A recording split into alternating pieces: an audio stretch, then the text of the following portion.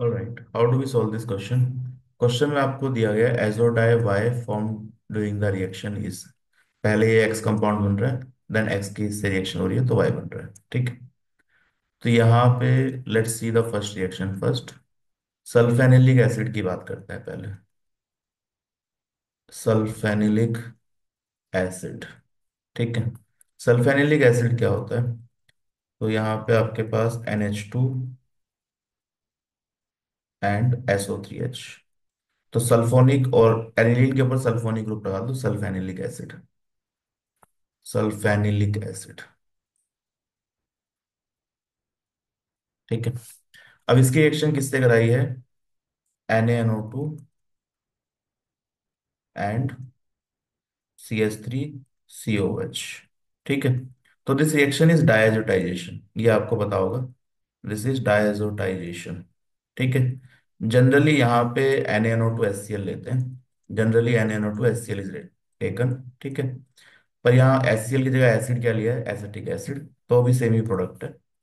तो this primary amine will convert to diazonium salt, ठीक है। तो यहाँ पर you will get this N2 plus, ठीक है।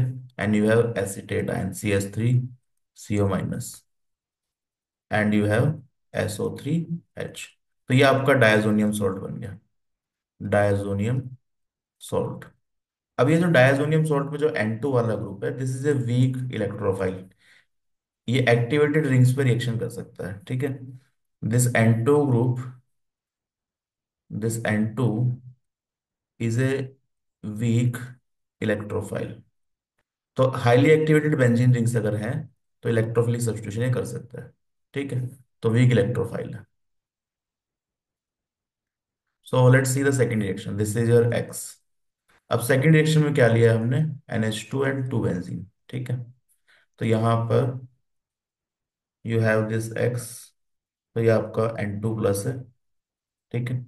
And you have this SO3H। और आपने क्या लिया है?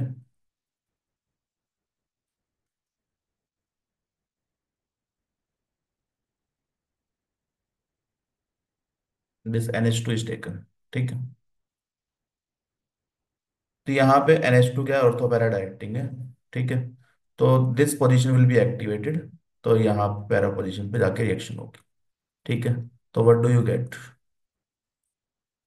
यहाँ पे N double bond N, then you have benzene, ठीक है। पैरा पोजीशन पे इसके रेस्पेक्ट में NH2 है, और यहाँ पे एक और बेंजीन रिंग है, ठीक है। And you have this SO3H।